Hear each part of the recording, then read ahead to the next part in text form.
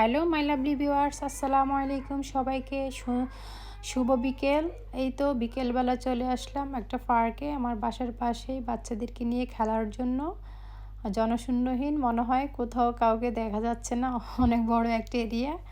যাক, এই তো বিকেলবেলা প্ল্যান হচ্ছে বাচ্চারা বাসায় আসার পরে কি তৈরি করব শর্টকাটের জন্য, শর্টকাট সময়ে ভিতরে। এই তো কিছু পেঁয়াজ কুচি নিলাম, দেন হচ্ছে আমি একটা প্যানে পানি নিলাম বয়েল করার জন্য। আর এটা বয়েল করার জন্য অলরেডি আমি বসায় দিছি। সো এখানে আপনি অপশনে একটু অয়েল, একটি স্পুন অয়েল দিতে পারেন, যেটা হচ্ছে আপনি স্ট্যান্ড করার পরে আপনার একটার সাথে আরেকটা লেগে যেন না যায়। তো আমি যেহেতু অয়েল একটু কম করে দেই, তো এটা হচ্ছে অপশনাল। এই তো সিদ্ধ করার পর আমি স্ট্যান্ডের মাধ্যমে একটা সেঁকে নিলাম।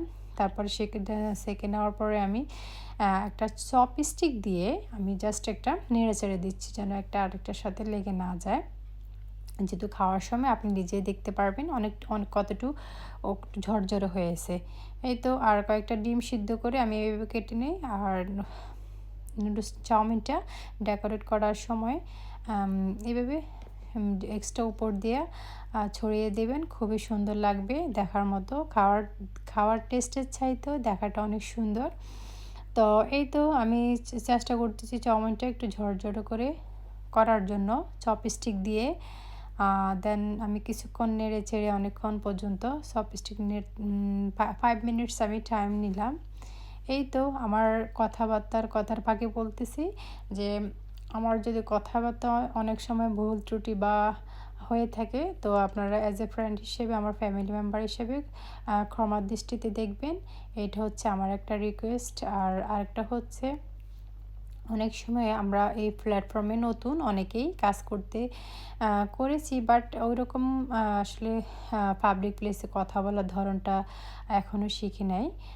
তো আশা করি ভিডিওটা শেষ পর্যন্ত দেখবেন। এই তো আমি অনেকক্ষণ নাড়াচাড়া করার পর আপনারা দেখতেই পারতেছেন কতটা ঝরঝরে হয়েছে। লাস্ট একবার আমি দেখিয়ে দিলাম। আর রাস্তার বাইরের খাওয়ার চাইতে আই থিঙ্ক আপনারা বাসায় ট্রাই করবেন বাচ্চাদেরকে হেলদি ফ্রেশটা দেওয়ার জন্য।